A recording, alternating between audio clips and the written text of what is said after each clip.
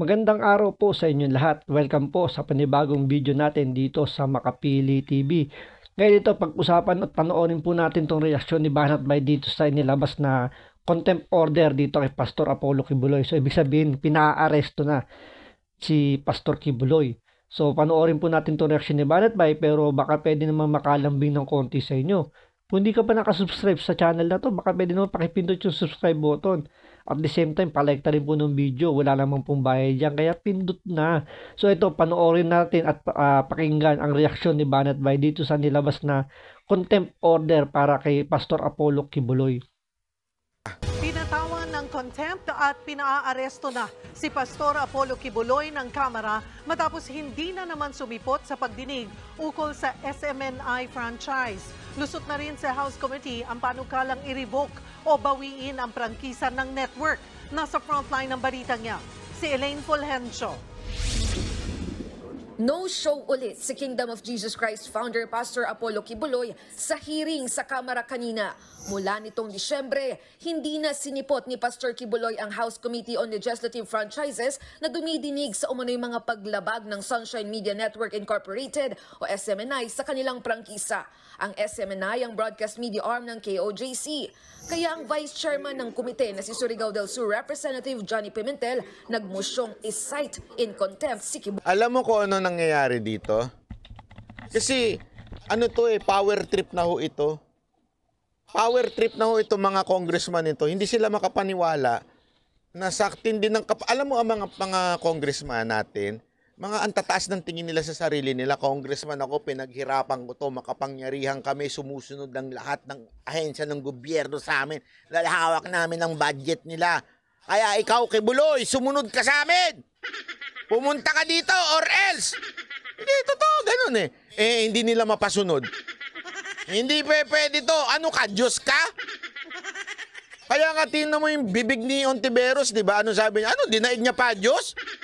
May pa ganun-ganun pa siya. Alam mo, it speaks so much nung puso ni Ontiveros. Na hindi, you're under us.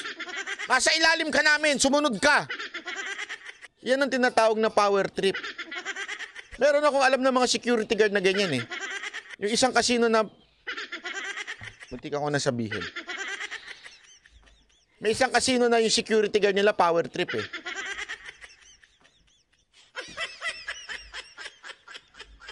Hindi po dahil nagkakasino ako meron akong trabaho. Oo. Kasi ito nga ito yung napansin ni Banat Bay parang lumalabas, parang yumabang na nasobra tong kongreso natin itong panahon ni Pangulong Marcos, na dahil nga sila yung may hawak ng budget, parang lahat kaya nilang kaya nilang pasunurin.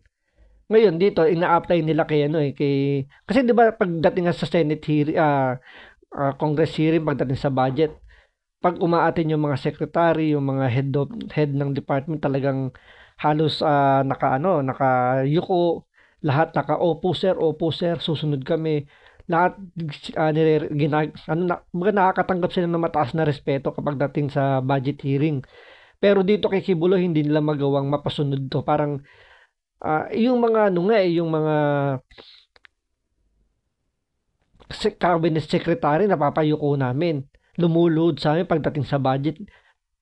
Umaapir pagdating sa iyo, pag ikaw hindi ayaw mong sumunod na dumalo sa hearing. So parang dito natatapakan yung mga ego ng itong mga congressman na to, na bakit si Kibuloy hindi nila mapasunod. Samantalang yung matataas na opisyal ng gobyerno kaya nilang paluhurin pagdating sa budget hearing. Pero si Kibuloy hindi nila mapasunod-sunod. Minsan talaga, wala ko sinabi, Diego Latigo, tumahimik ka dyan. The fact that he has not been appearing in these hearings, in this committee, just shows that he has no respect for this committee. It just shows that he acts like God, he acts with impunity. Yan ang laman ng isip nila. Hindi namin, hindi pwede. Hindi pwedeng hindi siya sumunod. Kailangan sumunod siya. Kami ay above sa kanya. Oh. Yan talaga. Tapos nagde-demand itong congressman ng respeto. Hindi na raw nirespeto ni Kibuloy yung kongreso, yung mga congressman dahil pinapatawag siya. Pero ang tanong, nirespeto niyo ba yung karapatan din ni Kibuloy na wag dumalo? Kasi meron naman siyang reason 'di ba? Na tama naman, nasa korte na yung kaso, bakit hindi na lang hintayin yung investigasyon ng korte? Di po ba? Yun naman yung doon, yun lang pinakapunto rin Kung gusto mo irespeto kayo, dapat irespeto nyo rin yung kabilang ng partido. Para di ba? Para everybody happy. Yan talaga ang nasa puso nito mga kongresista to. Pang-power trip po ito mga ito Nitong Pebrero nang isompina ng Kamara si Kibuloy dahil sa tila pandidedman nito sa Kongreso. Pero si Abang Lingkod Party List Representative Joseph Stephen Paduano, hinayaan munang magpaliwanag ang General Counsel ni Kibuloy ukol sa hindi nito pagsipot sa hearing. Sagot nito Pasio, hindi si Kibuloy na honorary chairman lang ng network ang dapat sumagot sa mga sinasabing paglabag ng SMNI at ng Suarezag Media Corporation. There are other officials of Suarezag and SMNI who are here. Bukod sa contempt, nagmosyon si Paduano na ipaaresto si Kibuloy sa House Sergeant at Arms. Inaprubahan ito ng House Committee. On a unanimous vote, the Honorable Pastor Kibuloy is cited for contempt. The chair in objection, the motion of the Honorable Paduano to ask the Sergeant of Arms to direct Jared Sibilano, panoorin mo yung video kahapon para hindi paulit-ulit. Paulit-ulit. directing the Sergeant of Arms to bring Pastor Kibuloy to the House premises is hereby approved. Sa gitna nito, Ang lulusog ng mga congressman natin, Paano hindi lulusog? Laging busog. Di ba? Kung ba naman di mawala ng pagkain sa lamesa nyo, hindi ka lulusog ng ganyan. umapilang abogado ni Kibuloy na bigyan sila ng palugit bago gawing epektibo ang contempt at arrest order. May I make a final appeal, Mr. Chair, to defer the implementation of the contempt order until after I have advised my client. Just a deferment, not a revocation. Sa huli, binigyan ng kampo ni Kibuloy ng hanggang Biyernes para lumutang ang naturang leader. Balak naman ng isang kongresista na imbitahan din ng malapit kay Kibuloy na si dating Pangulong Rodrigo Duterte sa tingnan mo yan, idadamay pa si Pangulong Duterte. Mga gunggong din to mga to Ito, nagpapakita talaga personalan na to the point na talagang ito na aatakihin kung sino talaga yung pinaka-main target nila rito. Ang totoo naman, hindi naman talaga si Kibuloy yung pinaka-main target nila rito. Parang ang lumalabas lang dito, ang ginigipit dito si Kibuloy para lang mapalutang si Pangulong Duterte. So, ito nga, ito na yung parang pinaka-chance itong kongresistan to na kumaso sa kanya ng kinasuhan si Pangulong Duterte dito ng grave threat, pero ibinasura. So, dito nakakuha siya ng panibagong tsansa na makaharap si Pangulong Duterte. Dito pwede niyang gamitin na yung kapangyarihan niya na mag-citing contempt. Diba? Gusto niya ngayon paimbitahan si Pangulong Duterte para umattend, para magsalita in behalf to Pastor Kibuloy. Pero alam mo, hindi naman kailangan magsalita ni Pangulong Duterte kasi hindi naman siya yung inaakusahan diyan. Ang pinaka main purpose lang naman ng ng pagdinig na yan is yung franchise ng SMNI. So ano naman ang kinalaman dyan ni Pangulong Duterte? Bakit siya kailangan dumalo dyan sa hearing na yan?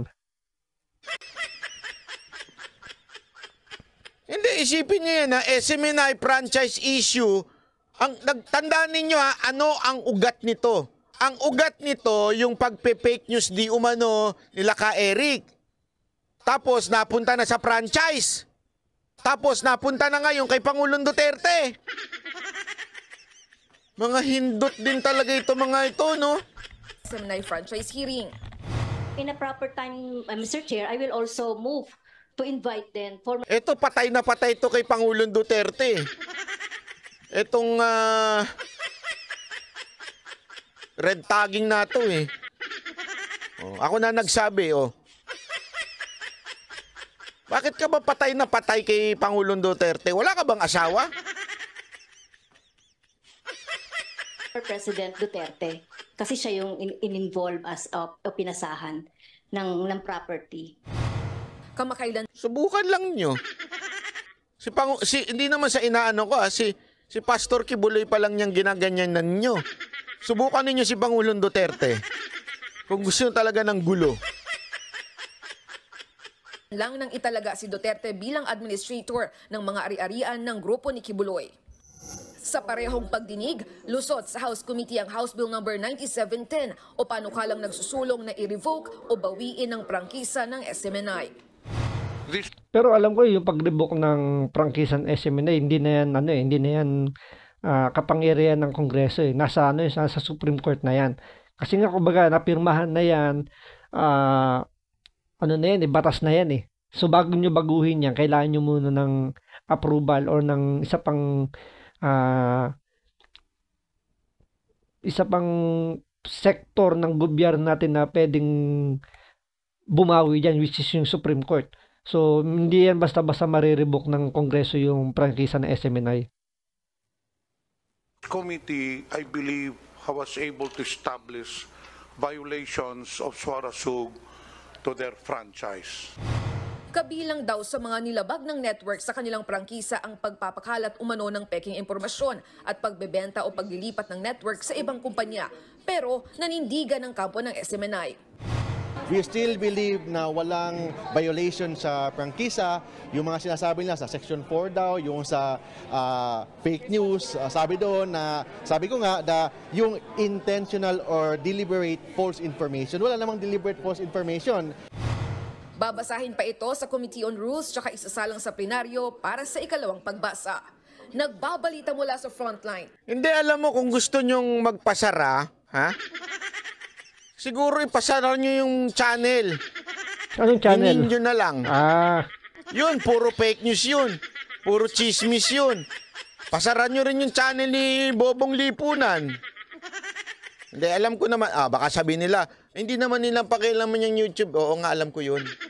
Ang tawag dito, joke. Isama nyo na rin kay Cash Jarrett. Isa pang fake news yun eh.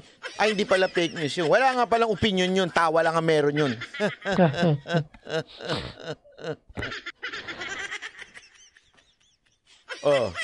Tignan nyo na. Walang syukran. Syukran. Walang syukran. Syukran. Walang syukran, no? Walang syukran, no? Walang syukran. Walang syukran. Walang syukran. Parang may nagbago doon sa sinabi niya, no? Tumawa pa siya. Walang syukran. Walang syukran. Utang inang bobo. Putsay na.